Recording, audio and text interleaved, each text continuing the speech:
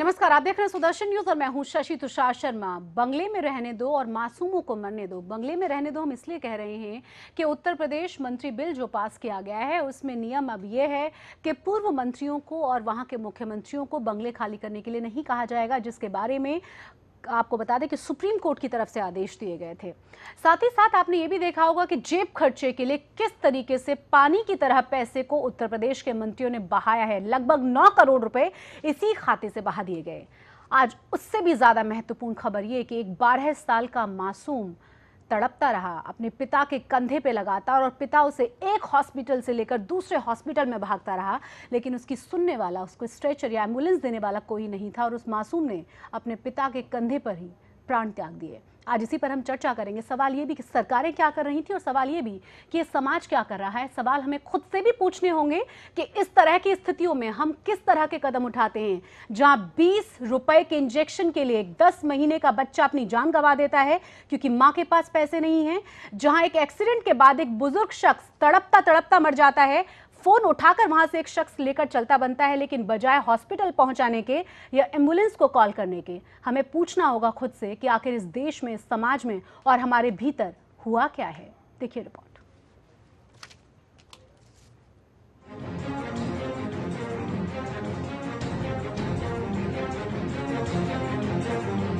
उत्तर प्रदेश के 6 पूर्व मुख्यमंत्रियों को सुप्रीम कोर्ट ने करारी शपथ लगाई थी। ये सभी खुद के पास अकूत संपत्ति और करोड़ों के अपने घर होने के बावजूद सरकारी बंगलों में भी ऐशो आराम फरमा रहे थे। लिहाजा सुप्रीम कोर्ट ने पूर्व मुख्यमंत्रियों को सरकारी बंगले खाली करने के आदेश जारी कर दिए। चोर चोर मौसेरे भाई की तर्ज पर यूपी की तमाम राजनीतिक पार्टियों ने अदालत के इस आदेश के खिलाफ खुद को एकजुट कर लिया और उत्तर प्रदेश विधानसभा से मंत्री विधेयक संशोधन 2016 पास कर सीएम अखिलेश ने अपने पिता समेत सभी 6 पूर्व मुख्यमंत्रियों को बंगले का गिफ्ट दे दिया। अब दूसरी तस्वीर देखिए। मुलायम सिंह के आशीर्वाद से अखिलेश सरकार केंद्र सरकार पर कम पैसे देने का आरोप लगाते रहते हैं, लेकिन इस सरकार के मंत्रियों ने पॉकेट मनी के नाम पर जनता की गाढ़ी कमाई के करीब 9 करोड़ रुपए उड़ा डाले। मंत्री अरुण कुमारी ने अकेले ही 22 लाख की पॉकेट मनी खर्च कर डाली। इसके साथ ही हक के लिए संयुक्त राष्ट्र संघ पहुंचने की डींग हाँकने वाले आजम खान ने भी करीब 23 लाख रुपए पॉकेट मनी के नाम पर उड़ा दिए।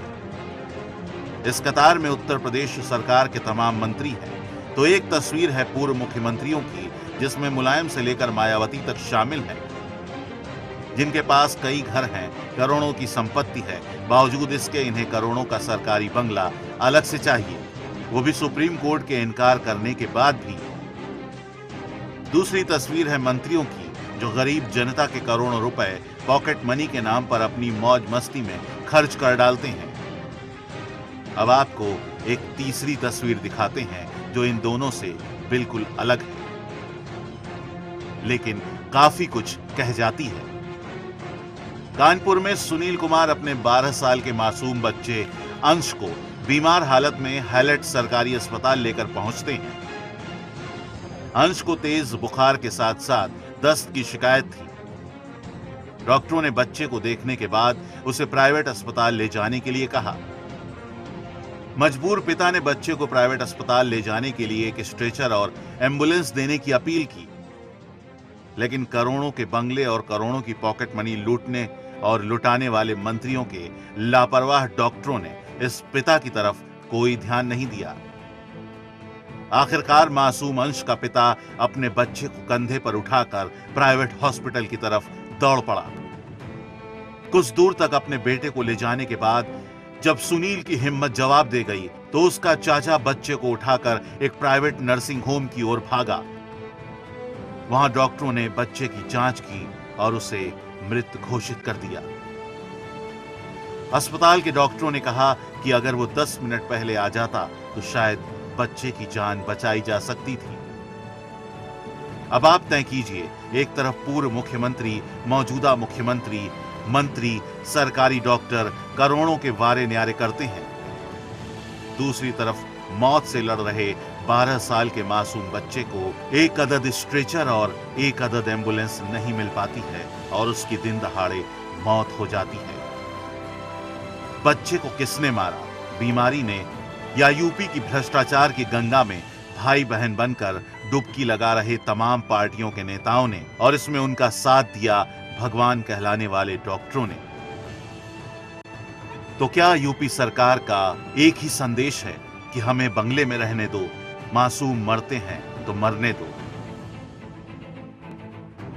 सुदर्शन न्यूज के लिए ब्यूरो रिपोर्ट के साथ सुनील धनखड़।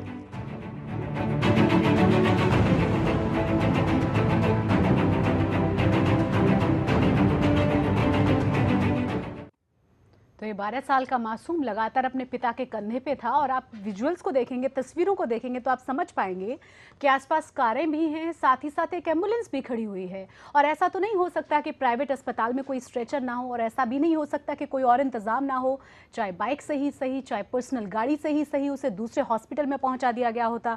और ऐसा भी नहीं होता कि कम से कम प्राथमिक जो इलाज उसकी ज़रूरत थी उसे ही उसको कम से कम दे दिया गया होता, तो शायद उस बच्चे की जान बच जाती। सवाल अब ये कि सवाल पूछा किससे जाए, इसके लिए जिम्मेदार कौन? क्योंकि बहुत ही आसानी से एक दूसरे पर इसकी जिम्मेदारी डालकर हमारे तमाम लोग आगे बढ़ जाएंगे। इसी पर आज हम चर्चा करेंगे। हमारे साथ हमारे तमाम खास मेहमान जुड़ गए हैं। हमारे साथ मोहम्मद शाहिद हैं जो कि समाजवादी पार्टी के नेता हैं, फोन लाइन पर हमारे साथ जुड़ेंगे। साथ ही ऋतु सिंह हैं बहुजन समाज पार्टी से, अनिला सिंह है बीजेपी से, हमारे साथ सत्याबेन है कांग्रेस की पूर्व सांसद हैं। आप तीनों का ही बहुत स्वागत है। अगर मोहम्मद शाहिद आप मेरी आवाज सुन पा रहे हो, अगर मेरे साथ फोन लाइन पर अगर आप हैं, मेरे प्रोड्यूसर कह रहे हैं कि अभी हमारे साथ वो जुड़े नहीं हैं, उनसे संपर्क साधने की हम कोशिश कर रहे हैं, लेकिन आप तीनों ही महिलाएं हैं, बीइंग महिला, बीइंग मदर, आप किसी के पास कोई जवाब है? सत्याबेन जी, शुरुआत आपसे करूंगी। देखिए, ऐसा है कि ये जो आपने दृश्य दिखाया है जी, ये पूरे देश की जनता ने देखा हो। इतना हृदयहीन और अमानवीय चेहरा जो सरकार का सामने आ रहा है, व्यवस्था का सामने आ रहा है, उसके सामने कुछ कहने में बहुत ही कुछ शब्द ही नहीं है।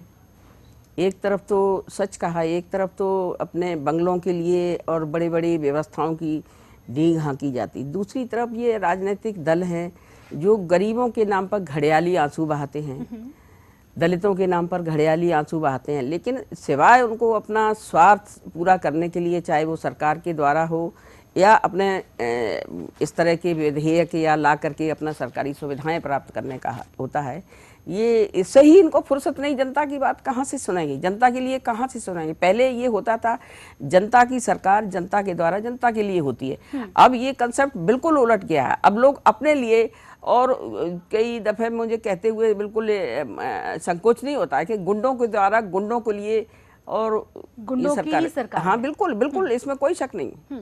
लेकिन सवाल ये यहाँ पे अनिला जी, अगर मैं आपसे पूछूं, जिस तरह की भयानक तस्वीरें हैं यहाँ पे, सरकार कितनी आसानी से पल्ला झाड़ कर आगे बढ़ेगी हम सब जानते हैं। किस तरीके से स्वास्थ्य सेवाओं में करप्शन हमने देखे हैं ये हम सब जानते हैं। कितने हजार करोड़ का घोटाला वो हमने पिछली सरकार में देखा, सबके सामने था। सवाल अब ये कि इस मासूम बच्चे को क्या कोई जीवित कर सकता है? उस बच्चे को क्या उनके पेरेंट्स के पास, माता पिता के पास, परिवार के पास कोई पहुंचा पाएगा दोबारा? शशि, मेरे पास शब्द नहीं है ये जो पूरी घटना हुई है उसकी निंदा करने के लिए।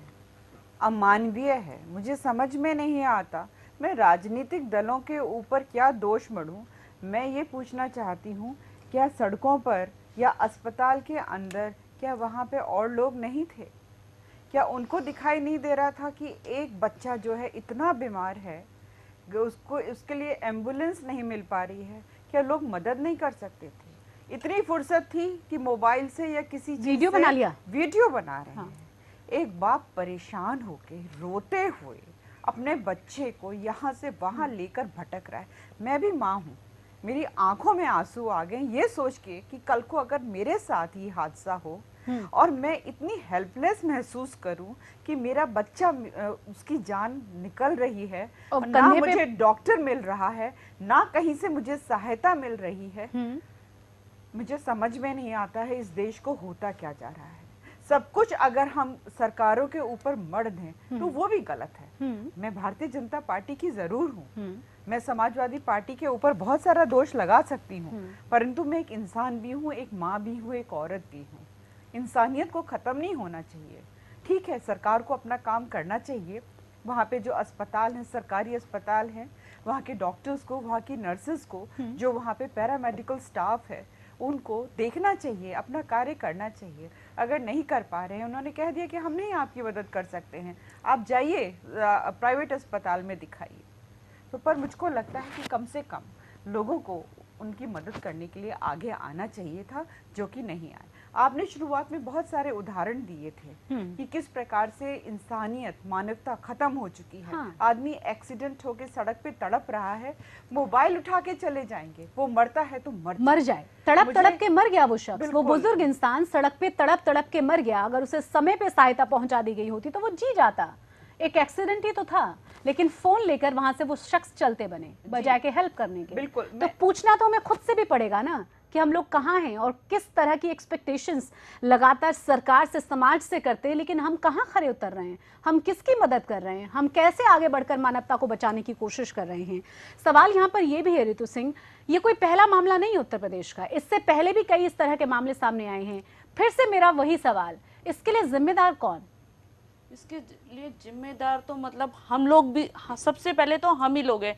जब हम एक दूसरे की हेल्प ही नहीं करते हैं, एक दूसरे का दर्द नहीं समझ रहे हैं, एक बेटा जो इस तरह उसका फादर कंधे पे, कोई उसके लिए सामने नहीं आ रहा है, तो मतलब मेरे पास तो आज कुछ शब्द ही नहीं है कहने के लिए। मैं तो इतनी दुखी हूँ कि मुझे खुद नहीं समझ पा रही हूँ कि ये क्या हो रहा है हमारे देश में। हम लोग सचमुच सरकारों को सरकारों का ठीक है, वो भाई प्रशासन नहीं चल रहा अच्छा, लेकिन कुछ लोग भी तो होते हैं। उस हॉस्पिटल में कुछ लोग थे, उसके लिए कुछ ना कुछ उनके लिए साधन तो जुटाना चाहिए था कि जब उन्हें दिख रहा है कि बच्चा इतना ज़्यादा बीमार है, हम इसकी हेल्प नहीं कर सकते, हम इसे नहीं बचा सकते, इसे बड़े हॉस्पिटल में जाना चाहिए, तो वहाँ कुछ ना कुछ तो उसके लिए जरिया उस जगह अगर पे। आप उसकी बीमारी के बारे में जानेंगी ना तो आपको और ज्यादा दुख होगा। उस बच्चे को लूज मोशन हुआ था और उस बच्चे को फीवर था, कोई बहुत बड़ी बीमारी नहीं थी जिसको बचाया ना जा सके, पर उसको ट्रीटमेंट तो नहीं मिल पाया ना। तो इसका मतलब तो कुछ जो हॉस्पिटल है जिन्हें हम एक लाइसेंस देते हैं, तो हम उसको लाइसेंस देने से पहले हम ये क्यों नहीं जान पाते हैं कि ये वाकई यहाँ पर ये चीज़ों की ज़रूरत इनके पास है या नहीं है। अगर वो उस हॉस्पिटल को चला रहे हैं तो उनके पास वो सारी चीज़ें होनी चाहिए ना, जब किसी को ट्रीटमेंट देना हो, किसी को वो करना हो, लेकिन वहाँ तो कुछ होते ही नहीं। तो फिर हमें ऐसे हॉस्पिटल को क्यों नहीं हम बंद करते हैं, और हम क्यों नहीं चेक करते हैं, हमारा प्रशासन क्यों नहीं उन हॉस्पिटलों को जाके समय से चेक करता है कि यहाँ पर लोगों का सही इलाज हो रहा है या नहीं हो रहा है। और लोग तो सिर्फ मतलब ऐसा लग रहा है कि जितने भी ये प्राइवेट इस तरह के छोटे हॉस्पिटल हैं या गवर्नमेंट हॉस्पिटल, सब पैसे कमाने का जरिया है, काम हो रहा है या नहीं हो रहा है कोई इसे देख ही नहीं रहा है। और इसी तरह इसीलिए सब कुछ चल रहा है। मतलब देश में मतलब हर जगह नेता है, वो अपना बस अपनी जेब भरने में लगे हुए हैं, छोटा है वो भी अपनी, मतलब लोगों में मानवता तो खत्म हो चुकी है। और इसका कारण आज जिस तरह ये मौत हो रही है, ये मर रहे हैं, बच्चे मर रहे हैं, आपने देखा हर जगह बाढ़ आ रही है, वहाँ पर भी यही हाल है, खाने को नहीं है, सब अपनी राजनीति कर रहे हैं बड़े लोग, और छोटे लोग उसमें आराम से बैठे हुए, किसी को किसी का दर्द महसूस नहीं है। अगर जब तक तो क्या हमें एटीट्यूड के अंदर परिवर्तन लाने की भी जरूरत बिल्कुल, है? हमारे अपने अंदर तो सही सत्याबेन जी, आपने देखा है कि किस तरह से हमारे तमाम बड़े बड़े डॉक्टर्स किस तरह से पेश आते हैं मरीजों के साथ, जो गरीब हैं, जो बेहालत हैं, जिनको नहीं पता है कि उनको बीमारी क्या हुई है, क्योंकि उनके पास प्रेशर बहुत ज्यादा, तो झल्लाए हुए डॉक्टर्स हमें नजर आते हैं। साथ ही साथ कितनी लापरवाही के साथ वो बहुत सारी चीजों के ट्रीटमेंट को आगे बढ़ाते हैं, ये भी हम देखते हैं, क्योंकि उनको कोई फर्क नहीं पड़ता, ना उनकी कोई अकाउंटेबिलिटी है। इस हॉस्पिटल में अगर इस बच्चे को प्राथमिक उपचार दे दिया जाता, इस बच्चे को लूज मोशन और सिर्फ फीवर ही तो था, ऐसा कैसे हो सकता है कि कितने बड़े अस्पताल में ये तक इलाज वहां उपलब्ध ना हो? ग्लूकोज नहीं चढ़ सकता बच्चे को, ये सब चीजें, ऐसी चीजें तो आम छोटा सा क्लिनिक भी होता है, वहां पर भी ये सब चीजें होती हैं। शशि जी, जी, पहली बात तो देखिए, ये हैलेट हॉस्पिटल की आपने बात की है, तो हैलेट अस्पताल कोई छोटा अस्पताल नहीं है, बड़ा अस्पताल है, और वहाँ अस्पताल में सिस्टम भी होगा ही। और ये कोई खास बीमारी नहीं थी जाता, उसको समय पर ट्रीटमेंट दे दिया जाता, उसको ड्रिप दे दी जाती और दवाएं दे दी जाती तो निश्चित रूप से उसकी जान बचाई जा सकती है। लेकिन हमारा समाज जिसमें डॉक्टर्स भी हैं, समाज भी है और व्यवस्था तो खत्म हो ही चुकी है। व्यवस्था केवल गरीबों के नाम पे, मैंने कहा ना, घड़ियाली आंसू बहाते हैं, बाकी कुछ नहीं होता है। तो अगर ऐसे बहुत ही अमानवीय घटनाएं सामने आती हैं तो मैं समझती हूँ कि सरकार, लोग मीडिया में लाते हैं, लोग उसका वीडियो भी बना लेते हैं, सब सच बात है ये। लेकिन तब भी ये मैं कहती हूँ कि ये मीडिया में सामने आया जिस पे हम लोग चर्चा करते हैं, लेकिन सरकार इसमें क्या करेगी। दूसरी बात ये है कि सरकार क्या कार्यवाही करेगी, क्या हैलट अस्पताल के खिलाफ या उन डॉक्टरों के खिलाफ कोई कार्यवाही करेगी। स्वास्थ्य के नाम पर NRH घोटाले का कितना बड़ा स्कैंडल सामने आया था, जिसमें मंत्री से लेके तमाम IAS सब तक आज भी जेल में हैं, आज भी वो केस चल रहे हैं, लेकिन वो सुविधाएं जनता को नहीं मिल पा रही हैं। दूसरी बात यह कि जहाँ तक प्राइवेट अस्पतालों का सवाल है कि प्राइवेट अस्पतालों को ज़मीन से लेके बहुत सारी सुविधाएं ज़मीन बहुत ही नॉमिनल रेट पे मिलती है। इनको सिर्फ इसी कंडीशन पे, इसी शर्त पर कि उनके अंदर जो उनका इंफ्रास्ट्रक्चर होगा, जो दवाइयों का या उसका स्वास्थ्य सेवाओं का, तो उसमें गरीबों को प्राथमिकता देंगे। उनके लिए मरीज जो शैय्याएँ हैं या जो बिस्तर हैं, जो बेड्स हैं, उनके लिए सुरक्षित होंगे और गरीबों को वो प्राथमिकता। लेकिन होता नहीं किसी भी अस्पताल में, बड़े से बड़े अस्पताल में भी, प्राइवेट छोटे से छोटे अस्पताल में, क्या इसकी जांच की जाती है कि यहाँ पर कंप्लेंट्स बुक रखी जाती है? कोई शिकायती पुस्तिका हो तो कोई उसमें अपनी शिकायत, अपना दर्द, अपनी परेशानी उसमें जाहिर करे, या डॉक्टरों के खिलाफ, नर्सेज के खिलाफ या इनके खिलाफ कोई कार्रवाई होती हो, ऐसा कुछ नहीं होता। अब मैं समझती हूँ कि ये सिस्टम है हमारा राजनीतिक सिस्टम, केवल और केवल गरीबों को धोखा देने के लिए, अपनी जेबें भरने के लिए और अपना राजनीतिक स्वार्थ भरने के लिए। तो आपने बिल्कुल सही कहा, राजनीतिक स्वार्थ भी, बिल्कुल। चाहे हम मायावती की बात करें या फिर बात करें कल्याण सिंह की, बात कर लें राजनाथ सिंह की, मुलायम सिंह यादव की हम बात कर लें, इन तमाम राजनेताओं को जिंदगी भर के लिए बंगला वहां मिलना चाहिए। इसके लिए उन्होंने तुरंत प्रस्ताव भी पारित कर दिया, उसे पास भी कर दिया। 9 करोड़ रुपए जेब खर्चे पे समाजवादी पार्टी के नेता खर्च कर देते हैं। 23 लाख रुपए आजम खान खा जाते हैं। लेकिन आप अंदाजा लगाइए कि एक छोटे से बच्चे को, जो 12 साल का बच्चा है, कंधे पे लटकता हुआ अपने पिता के घूम रहा है, लगातार इलाज की गुहार उसके पिता और चाचा की तरफ से लगाई जा रही है, लेकिन कोई सुनने वाला नहीं है। अब जरा मुझे एक बात बताएं, आप तीनों ही क्योंकि राजनीतिक पार्टियों से हैं, तमाम राजनेता इस तरह की चीजों पर एकजुट कैसे हो जाते हैं? कैसे उन तीनों इस तरह की चीजों पे सबकी एक ही सुर में आवाज बुलंद हो जाती है? वो लालच है ना, वो देश के लिए काम नहीं कर रहे, वो अपने लिए काम कर रहे हैं। वो नेता बन गए हैं, अब उन्हें सब कुछ चाहिए, उन्हें अपनी पोजीशन के साथ साथ उन्हें बड़ा बंगला चाहिए, उन्हें घर चाहिए। तो वो नेता मतलब एक तरह से वो, उनके में दर्द, उनके में जो एक ममता, वो सब चीजें खत्म हो चुकी हैं। वो सिर्फ नेता है। अब मुझे तो यही लगता है कि जो नेता बेसिकली कोई भी है, जो जमीन से जुड़ा है, वो काम कर रहा है, वो नेता है ही नहीं। वो एक सोशल वर्कर की तरह, उसकी कहीं पहचान ही नहीं है। और जो मायावती जी भी शामिल, चाहे कोई भी हो, देखो मैं ये बात नहीं, मैं सभी अप्रिशिएट करूंगी। कम से कम मैं ये कह रही हूँ कि नेता बनते हो तो जब लोग हमें चुनते तो कम से कम हमें दर्द तो समझना चाहिए।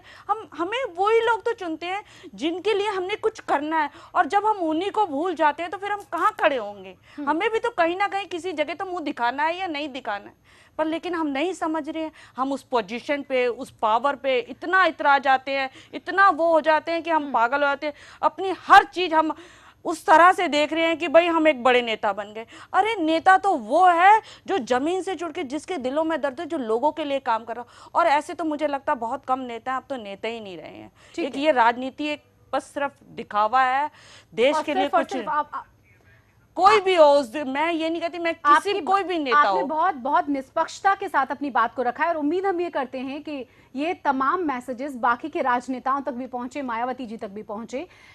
आपको याद है नीला जी, किस तरीके से NHRM घोटाला हुआ था और कितना बड़ा स्वास्थ्य घोटाला था ये? और जिस एम्बुलेंस की हम बात कर रहे हैं, उस एम्बुलेंस से लेकर के जिस तरीके से तमाम औजार होते हैं, इक्विपमेंट्स होते हैं सारे के सारे ऑपरेशंस के, वहां तक दवाइयों तक, मिस्टर कुशवाहा को तो आज तक कोई लोग भूले नहीं होंगे। कितने ज्यादा पैसे उनके घर से मिले थे और कितना बड़ा वो घोटाला था। क्या वो ये घोटाला नहीं था? और क्या वो जिम्मेदार नहीं है इस तरह के लोग, जिस वजह से बच्चों की जान जाती है, जिस तरह से तमाम लोग मरते हैं? वो आज जिम्मेदार है इसके लिए, आज भी नेता है। उनके लिए कंपटीशन चल रहा है राजनीतिक दलों में, किसको जात के नाम पे ये अपना लाभ ले सकते हैं उनको। फिर भी राजनीतिक दल कंपटीशन लग रहा है कि ऐसे लोगों को कौन अपनी पार्टी में पहले ले ले।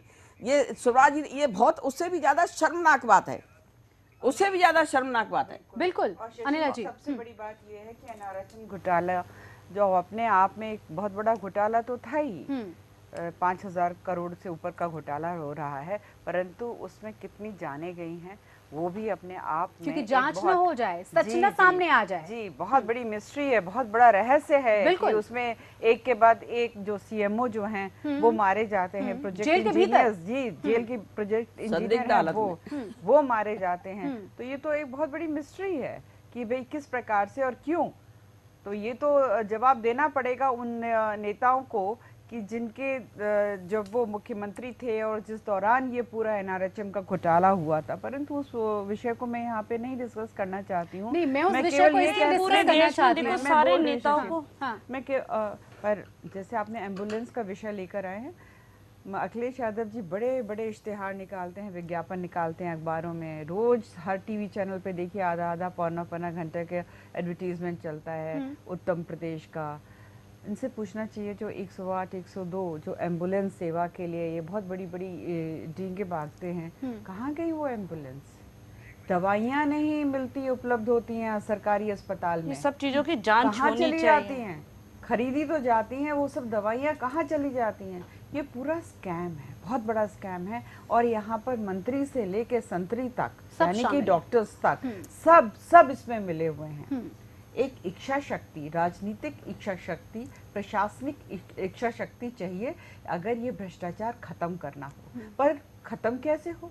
क्योंकि जब शासन और प्रशासन दोनों मिल जाते हैं भ्रष्टाचार में, एक दूसरे का तो जान मासूमों की जी, जाती है। सहयोगी बन जाते हैं, तो कभी कोई मासूम मरता है। या आपने 2 दिन पहले का किस्सा देखा होगा कि बिल्कुल नवजात शिशु 2 घंटे का शिशु था और उसको सीतापुर से कहा जो बोला गया कि आप बिस्तर खाली करिए और जाइए, और उसको एम्बुलेंस नहीं दी गई और 10 किलोमीटर वो महिला 2 घंटे की बच्ची को अपने गले से लगाकर वो पैदल चली है और अपने गांव में पहुंची है। काफी मीडिया में चली आप थी देखिए ये उड़ीसा बात। में भी वो तो इसी टाइप का मैं एक ये- वो हुआ मैं था, आपने उत्तर- देखा होगा उत्तर प्रदेश कि के- वो अपनी वाइफ को एक लेके सेकंड, कंधे एक पर रखी। सेकंड, कंधे पे रखी। मैं आपसे केवल ये कहना चाहती हूँ कि उत्तर प्रदेश में माननीय मुख्यमंत्री जी जब इतने बड़े बड़े दावे करते हैं कि वो जो है गरीबों की सरकार है, गरीबों के लिए सब कुछ करते हैं, तो जो स्वास्थ्य होता है वो एक बहुत ही बेसिक अनिला रिक्वायरमेंट जी, है। मैं आऊंगी आपके पास,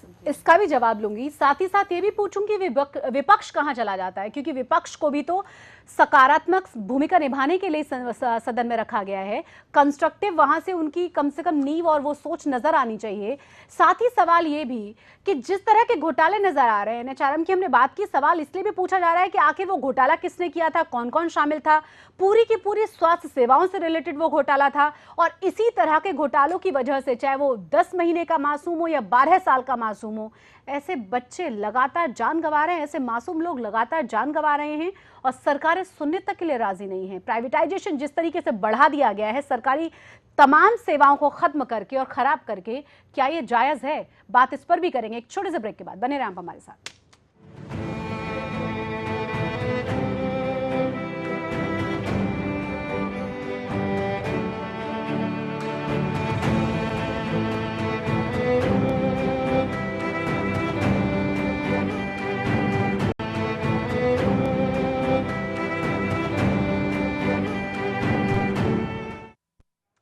बंगले में रहने दो और मासूमों को मरने दो। मासूमों को इसलिए कि कभी 10 महीने के बच्चे की जान जाती है, तो कभी पता चलता है कि एक शख्स की जान चली गई है, कभी पता चलता है कि 12 साल का मासूम अपने पिता के कंधों पर उसकी जान चली गई क्योंकि उसको स्वास्थ्य सर्विसेज नहीं मिल पाई, जिस तरह की सुविधाएं उसको ज़रूरत थी हॉस्पिटल्स ने बाहर निकाल दिया। और उसके बाद क्या हुआ, ये हम सबके सामने हैं। सवाल अब ये कि जब नेताओं की अपनी फैसिलिटीज़ की बात आती है, जब नेताओं के अपने हित की बात आती है, तो तमाम नेता जो हर मंच पे, हर जगह एक दूसरे के सामने खड़े नजर आते हैं, वो एक ही सुर में सुर्खियों बुलंद करने लगते हैं, जैसा कि बंगलोज के मामले में हम देख रहे हैं। सवाल ये भी कि आखिर इसके बाद कोई ऐसा कदम उठाया जाएगा कि इस तरह की चीजें नजर ना आए। सवाल ये भी कि इंसानियत आखिर कहां जाके मर गई है, हमें भी तो पूछना पड़ेगा खुद से कि हम इसमें कितना रोल प्ले कर रहे हैं। सवाल अब ये भी कि समाजवादी पार्टी जब इतने बड़े बड़े एडवर्टीजमेंट पूरी दुनिया में चला रही है, उत्तर प्रदेश को उत्तम प्रदेश बनाने की कोशिश कर रही है, बनाने की नहीं दिखाने की कोशिश कर रही है, क्या वहां बहुत बड़ा तमाचा नहीं है ये? हम आपको ये भी बता दें कि लगातार समाजवादी पार्टी के नेताओं की तरफ से सुदर्शन न्यूज़ ने कोशिश की कि वो हमें बताएं इस घटना के बारे में, हमारे साथ जुड़े। उन्होंने प्रॉमिस किया कि वो फोन लाइन पर रहेंगे, स्टूडियो में नहीं पहुंच पाएंगे, लेकिन अब बार बार कोशिश के बावजूद उनका कहना है कि लखनऊ से उन्हें इंस्ट्रक्शंस दिए गए हैं कि इस बारे में वो कुछ भी न बोलें।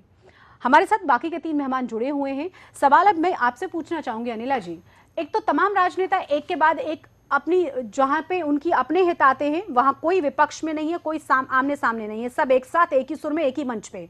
दूसरा सवाल ये कि समाजवादी पार्टी के नेताओं को गुंडागर्दी करने के लिए तो कोई परमिशन की जरूरत नहीं होती, अब जवाब देने के लिए इंस्ट्रक्शंस की जरूरत है। देखिए, ये तो बहाना है कि उनको कुछ समझ में नहीं आ रहा होगा कि मैं क्या उत्तर दूं। ये मुंह छुपाने वाली बात है। आप सरकार में हैं, आप सत्ता में हैं, अगर कोई भी घटना होती है, कोई भी दुर्घटना होती है, आपको उत्तर तो देना पड़ेगा, आप उससे नहीं बच सकते, चाहे वो आपका मन हो और चाहे मन ना हो। परंतु मुझे समझ में नहीं आता कि समाजवादी पार्टी जो है क्यों चोरों की तरह मुंह छुपा लेती है। उत्तर तो देना पड़ेगा ना, ये नहीं देंगे तो 2017 में उत्तर प्रदेश की जनता इनको उत्तर देगी। परंतु उत्तर प्रदेश का जो इन्होंने हाल बना दिया है, मैं कहूँगी कि पूरा प्रदेश जो है बेहाल हो चुका है। और ये मैं अनिला सिंह, प्रवक्ता भारतीय जनता पार्टी नहीं, ये आंकड़े भी बोलते हैं। हाँ। और आंकड़े झूठ नहीं होते हैं।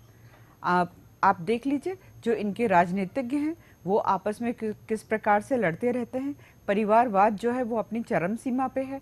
कभी चाचा जी कुछ कहते हैं, कभी पिताजी कुछ कहते हैं, कभी जो पार्टी सुप्रीमो हैं उनको बहुत दुख लगता है कि उन्होंने कार सेवकों पे क्यों गोलियां चलाई।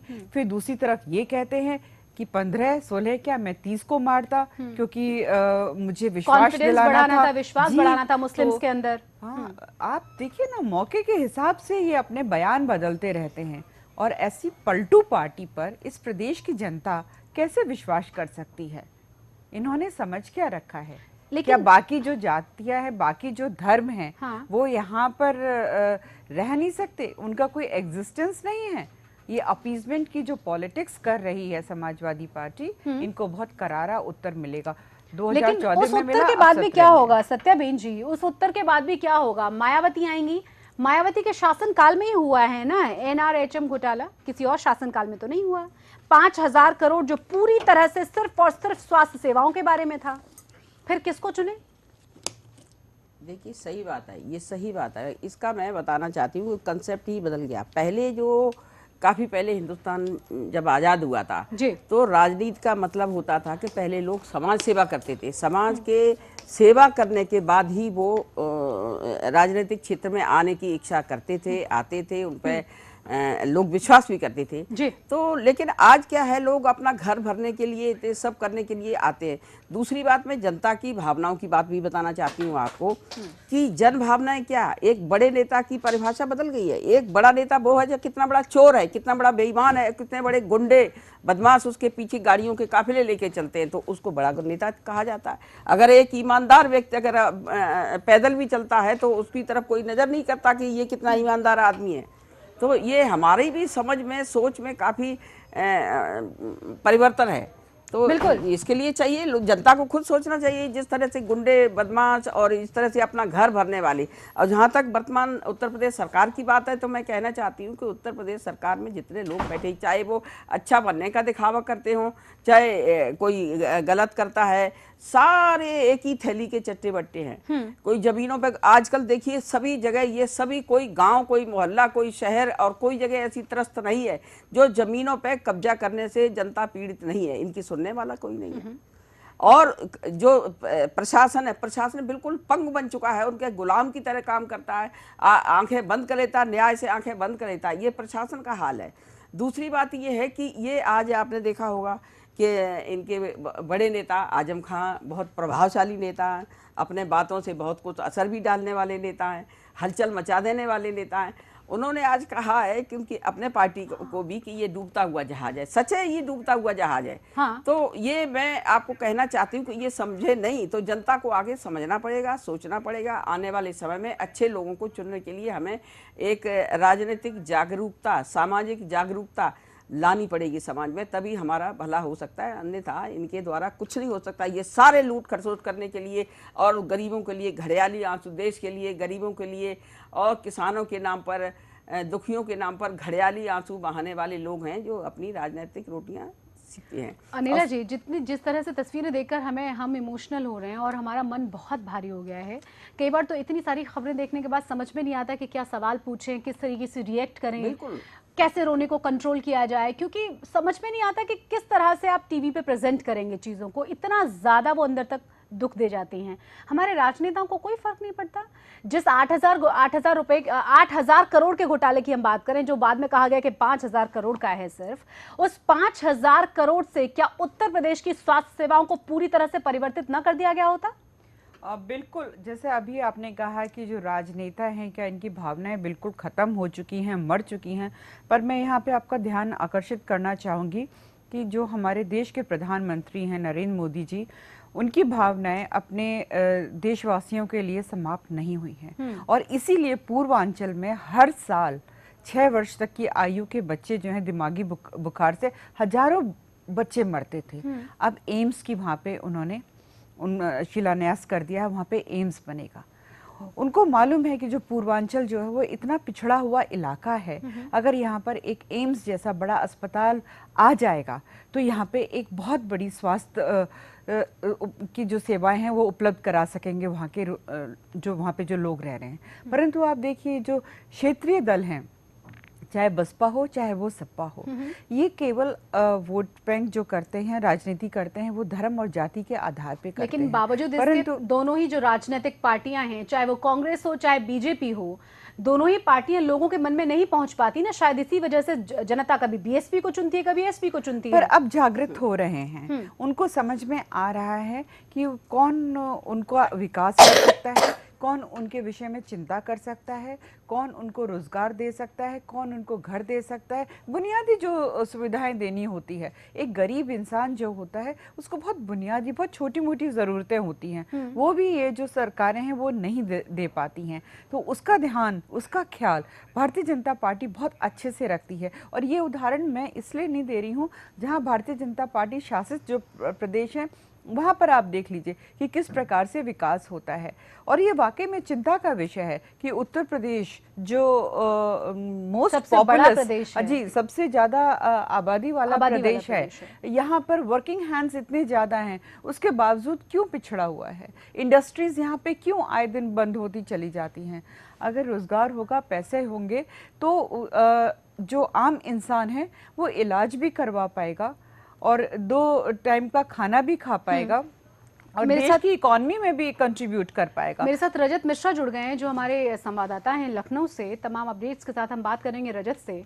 रजत, अभी तक क्या कुछ समझ में आया है, क्या निकलकर सामने आया? और जैसा कि हम हर एक घटना के बाद देखते हैं, किसने किसके ऊपर आरोप मढ़ा है अभी तक? जी देखिए, हर आरोप मढ़ने की जो प्रक्रिया है वो अनवरत यहाँ पे चल रही है उत्तर प्रदेश के अंदर। जिस व्यक्ति के द्वारा अपराध किया जाता है वो दूसरे के ऊपर आरोप पड़ता है। जिस तरीके से कानपुर की जो घटना हुई है उसमें जांच के आदेश जरूर कर दिए गए हैं कि तत्काल उसमें जांच किए जाए, क्योंकि जिस डॉक्टर के द्वारा उस मरीज को, बच्चे को लेने से मना किया गया, उस डॉक्टर के खिलाफ जांच के आदेश किए गए हैं। लेकिन चीजें बिल्कुल पाक साफ एकदम सामने हैं कि डॉक्टर ने उस बच्चे को लेने से मना किया। उसका पिता साफ साफ कह रहा है कि डॉक्टर ने हैलेट में अस्पताल में भर्ती करने से उस बच्चे को मना किया, लेकिन बावजूद उसके उस डॉक्टर के ऊपर सीधे तौर पर कार्रवाई की जाए। सरकार अभी भी जांच के आदेश दे रही है और वो जांच कब पूरी होगी, कब उस डॉक्टर के ऊपर कार्रवाई होगी, इसका भगवान मालिक है। तो लगातार जो हीला हवाले की जो प्रक्रिया है, चीजों को टालने का जो क्रम है वो उत्तर प्रदेश में जारी है, जिसका परिणाम ये निकल के आ रहा है कि बच्चों की मौत हो रही है। कहीं 20 रुपए की इंजेक्शन ना लगने के चलते एक बच्चा मर जाता है, कहीं एक बाप अपने बच्चे के लाश को कंधे पर रखकर घूमता है। तो इस तरीके के जो दृश्य उत्तर प्रदेश के निकल के सामने आ रहे हैं वो वास्तव में दिल दहला देने वाले हैं। और यही एक कारण है कि उत्तर प्रदेश की जनता भी शायद इस बात का अंदाजा लगा रही है कि 2017 में अगर इसी तरीके की स्थिति लगातार उत्तर प्रदेश में बनी रही तो 2017 में भी समाजवादी पार्टी सरकार को इसका खामियाजा भुगतना पड़ेगा। हालांकि रजत, आपने वो ठीक याद दिलाया जो 20 रुपए के इंजेक्शन की वजह से 10 महीने के बच्चे की मौत हो गई थी और माँ बार बार रिक्वेस्ट करती रही कि वो 20 रुपए कल ला कर दे देगी, उसके पास पैसे नहीं है, लेकिन बावजूद इसके सुनी नहीं गई उसकी बात। उस मामले में भी जांच की बात कही गई थी ना, क्या रिजल्ट रहा अभी तक? बिल्कुल, अभी तक उस जांच का कहीं कोई अता पता नहीं है। जाहिर तौर पे जो प्रशासन है वो जांच के नाम पे चीजों को दबाने की कोशिश करता है और उसके बाद जैसे ही वो मामला शांत होता है उसके बाद वो जांच कहाँ गई, किसने करी और उसकी रिपोर्ट क्या आई, ये सारी चीजें ठंडे बस्ते में चली जाती हैं। ठीक उसी तरीके से हैलेट वाले जो मसला हुआ है, हैलेट वाली इस केस में भी यही स्थिति कहीं ना कहीं सामने आएगी। जांच होगी लेकिन जांच में क्या कार्रवाई हुई, उस डॉक्टर के खिलाफ क्या कार्रवाई हुई, ये कहीं सामने नहीं आएगा। जाहिर जहाँ पे एकदम तत्काल एक्शन लेना चाहिए और डॉक्टर को निलंबित करना चाहिए, उन सारी चीजों पे सरकार हिलावाली करने की कोशिश कर रही है और अपने जो एक मुद्दा है उससे कहीं ना कहीं ध्यान भटकाने की कोशिश सरकार के द्वारा की जाती है। उसी का परिणाम है कि जांच होगी, जांच के बाद उसका परिणाम गायब हो जाएगा।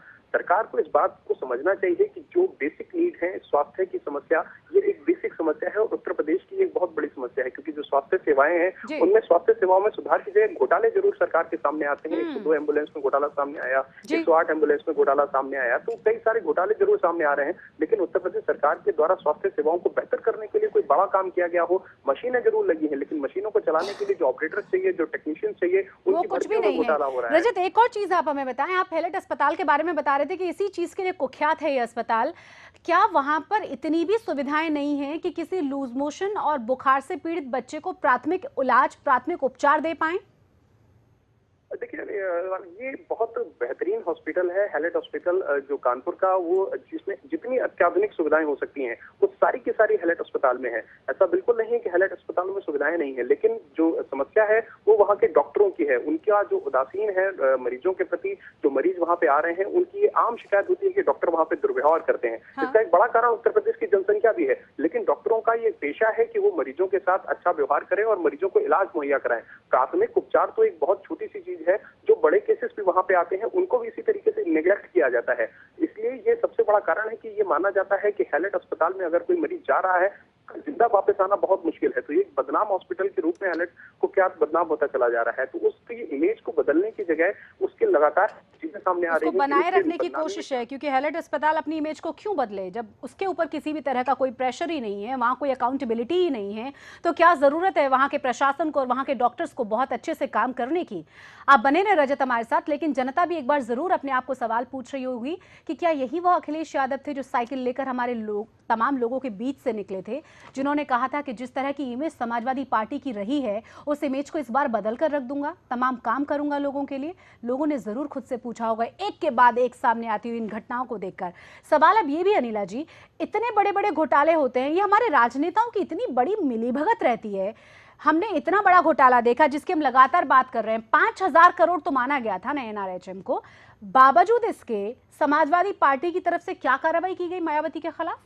और आने से पहले बहुत बड़े बड़े वायदे किए थे जनता को कि जैसे ही हम सत्ता में आएंगे तो जो जो घोटाले इन्होंने किए हैं या जो जो भ्रष्टाचार इन्होंने किया है, क्योंकि भ्रष्टाचार करने का मतलब सीधा सा ये होता है कि आप उस प्रदेश या उस देश की जनता के साथ आप छल कर रहे हैं, आप धोखा दे रहे हैं, जो उनका हक है उसको मारकर आप अपनी जो जेबें भर रहे हैं।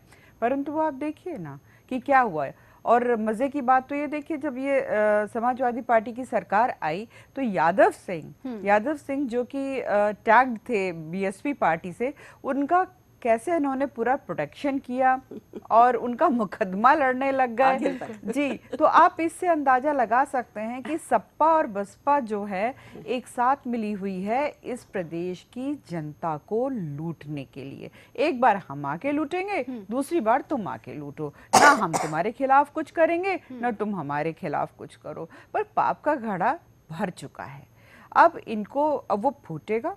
2017 में आप देख लीजिएगा नतीजे, लोग जो है बारंबार इस सर्वेस दिखाते हैं चैनल्स पे, कभी कुछ बोला जाता है, हम शांत बैठे हुए हैं, हम अपना काम कर रहे हैं क्योंकि विश्वास हमको इस प्रदेश की जनता पर है। ठीक है, ये वायदे देखिए, ये जो चुनावी घोषणा पत्र क्यों लाया जाता है, ये वायदे होते हैं ना जनता के सामने किए हुए कि अगर हम सरकार बनाते हैं तो ये सब वायदे हम पूरा करेंगे। हाँ। मैं हमेशा से मैं चैलेंज करती हूँ, चुनौती देती हूँ हर बार समाजवादी पार्टी को कि आपने जो घोषणा देंगी, उनको लगातार हमने बुलाने की कोशिश की, उन्होंने कहा कि वो नहीं आ सकते स्टूडियो, फोन पर वो बात कर सकते हैं। फोन पर उनको कई बार ट्राई किया तो उन्होंने कहा इंस्ट्रक्शंस हमें लखनऊ से मिले हैं, हम इस पर कोई बयान नहीं दे सकते। आप अंदाजा लगाइए, जिस पार्टी से सवाल पूछे जाने हैं, जो सरकार में है, जिसकी अकाउंटेबिलिटी है, जिसकी जिम्मेदारी है, वो पार्टी पूरी तरह से नदारद है। उनकी तरफ से कोई एक सिंगल कैंडिडेट नहीं है जवाब देने के लिए। शशि, एक चीज़ और मैं आपका यहाँ पे ध्यान आकर्षित करना चाहूँगी कि जैसा मैंने कहा कि उत्तर प्रदेश जो है ये सबसे ज़्यादा आबादी वाला प्रदेश है हमारे देश का। जी। यहाँ पे जो डॉक्टर्स हैं उनकी जो जितनी नियुक्ति होनी चाहिए आबादी के हिसाब से वो नहीं है, तो वो भी कहीं ना कहीं, एक तो भ्रष्टाचार तो अपनी जगह है, पर मुझे लगता है वो भी परेशान जी, वो भी परेशान है कि भाई एक डॉक्टर जो है कितने पेशेंट्स को हैंडल करेगा। तो कहते हैं एक तो करेला ऊपर से नीम चढ़ा, एक तो वो भ्रष्टाचार में वो लोग भी लिप्त हैं और दूसरे से वर्क प्रेशर भी बहुत ज्यादा रहता है। सुविधाएं उनको इतनी मिल नहीं पाती हैं, चाहे वो मशीनें हैं, चाहे वो बिस्तर हैं, चाहे वो दवाइयां हैं। तो कहीं ना मैं ग्राफिक्स के जरिए एक बार फिर से अपने दर्शकों को दिखा दूं जरा, जो हम लगातार बता रहे हैं कि किस तरह से राजनेता सिर्फ और सिर्फ अपने बारे में ज्यादा सोचते हैं और इतना ज्यादा सोचते हैं कि बाकी की दुनिया को वो भूल जाते हैं।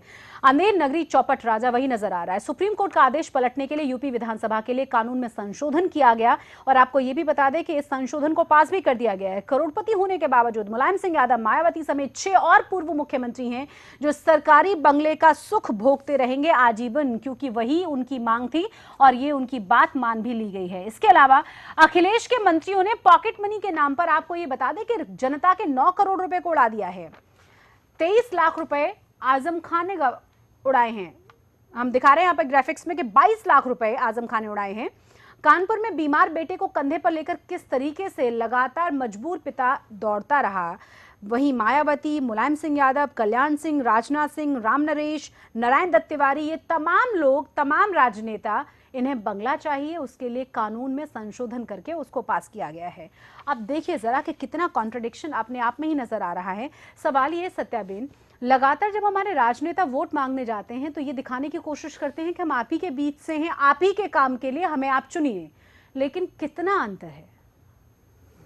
देखिए ऐसा है, सबसे बड़ी बात तो मैं ये कहना चाहती हूँ कि वोट का जब चुनाव का समय आता है तो सारी पार्टियां ये झूठे वादे जरूर करती हैं कि हम ये करेंगे, हम ये करेंगे, जनता के लिए करेंगे, गरीबों के लिए करेंगे, मजदूरों के लिए, किसानों के लिए, छात्रों के लिए, नौजवानों के लिए, लेकिन असली इनका जो मंथन होता है, असली इनका एजेंडा होता है एक जाति और धार्मिक भावनाओं को उभार कर उसके द्वारा अपनी बढ़ोतरी करने के लिए।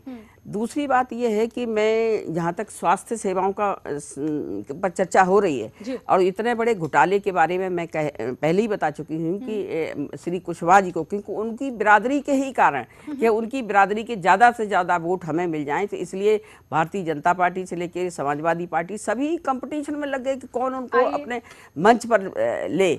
दूसरी बात ये कहना चाहती हूँ कि जितना अस्पताल है, चाहे हैलेट अस्पताल हो चाहे अन्य अस्पताल है, इनमें सीसीटीवी कैमरे लगने चाहिए। इनके जो व्यवहार है, दुर्व्यवहार है, वो जनता के सामने आना चाहिए। और जैसे ये बच्चा दिखाया जा रहा है तो इसके लिए जो मृत्यु के लिए जो भी प्रमाण जो हैं, मतलब जिम्मेदार हैं, उत्तरदायी हैं, उनके ऊपर गैर इरादतन हत्या का मामला दर्ज होना चाहिए। एक बार फिर से मैं विजुअल्स दिखा दूं, हम फुल फ्लैश विजुअल्स दिखाने की कोशिश करते हैं कि ये मासूम बच्चा है और आपको बता दें कि 12 साल का मासूम है, अंश इसका नाम है। अस्पताल पहुंचा था क्योंकि इसको बुखार था, साथ ही इसको दस्त लगे हुए थे। इतनी सी बात के लिए लगातार इसके पिता इसे इधर से उधर लेकर दौड़ते रहे, लेकिन सुनने वाला कोई नहीं था। हैलेट अस्पताल के बाद बोला गया किसी प्राइवेट अस्पताल में ले जाइए, और वहां जब ले जाया गया तो वहां के डॉक्टर्स ने बोला कि सिर्फ 10 मिनट पहले अगर आप आ गए होते तो शायद हम आपके बच्चे को बचा लेते।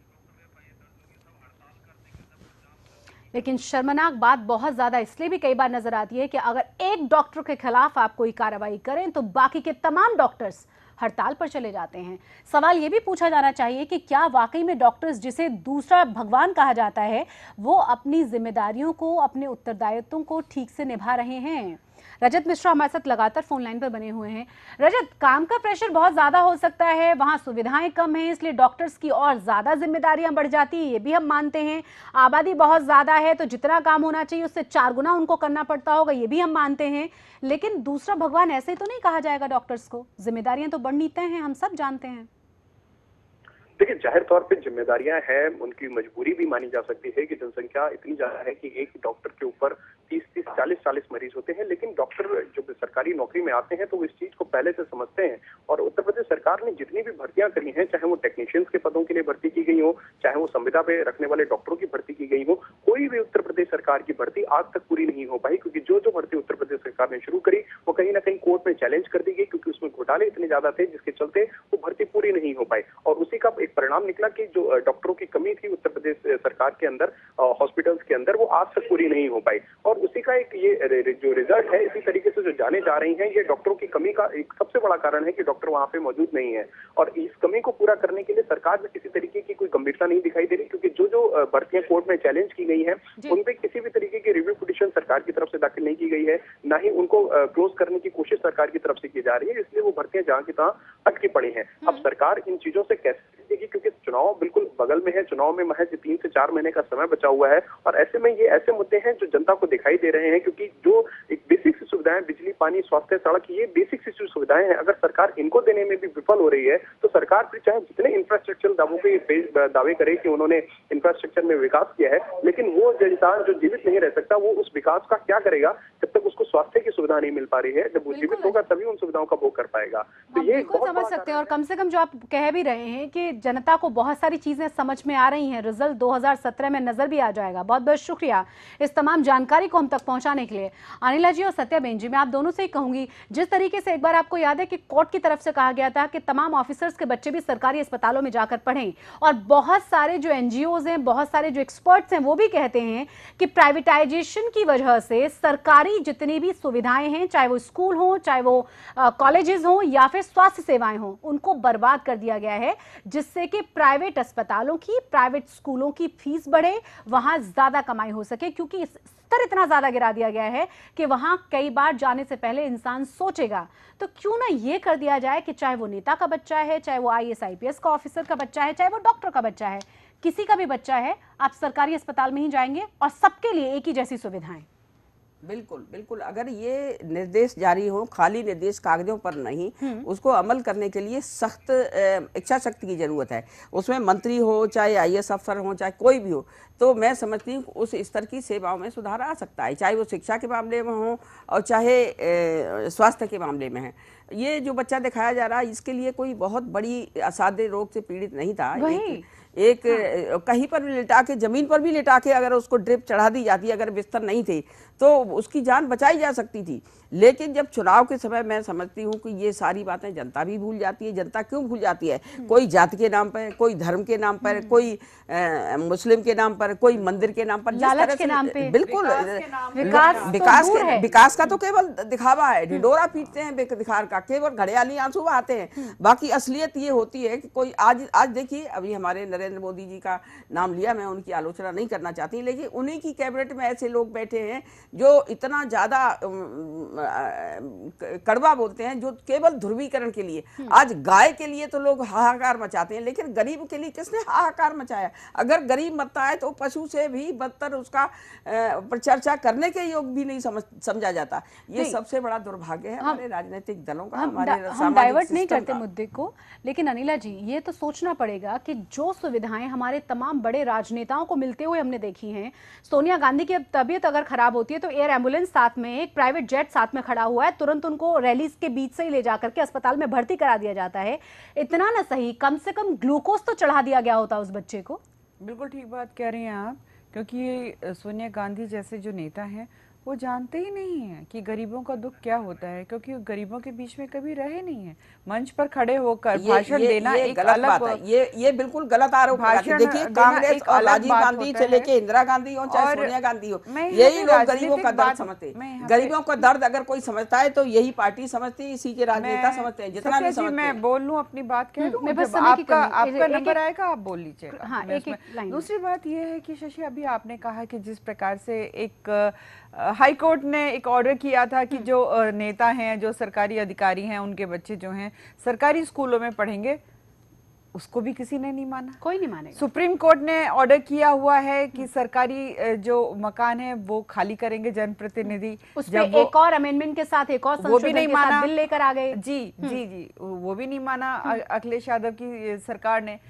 तो जो समाजवादी सरकार है वो तो मजाक बनाती है, चाहे वो हाई कोर्ट का मसला हो और चाहे वो सुप्रीम कोर्ट का मसला। अब दोनों ही एक मेहमानों चीज का अच्छा, एक चीज और बोल दूं जाते जाते, जैसे अभी आपने कहा कि सरकारी अस्पताल मैंडेटरी कर दिया जाए, उसी से इलाज कराएंगे जो जनप्रतिनिधि हैं या सरकारी नौकर हैं। मैं आपको बताऊं, अगर ये हो जाएगा तो जो पूरा सिस्टम CGHS का है या ECHS का है उसका क्या होगा? उसके माध्यम से आपने देखा होगा सारे इलाज जो है सरकारी नहीं प्राइवेट अस्पतालों में कराते हैं, चाहे वो जनप्रतिनिधि हो चाहे वो सरकारी हो। तो ये एक पूरा नेक्सस है, एग्जैक्टली एक नेक्सस है और इसी के बारे में हमें सोचने की जरूरत है।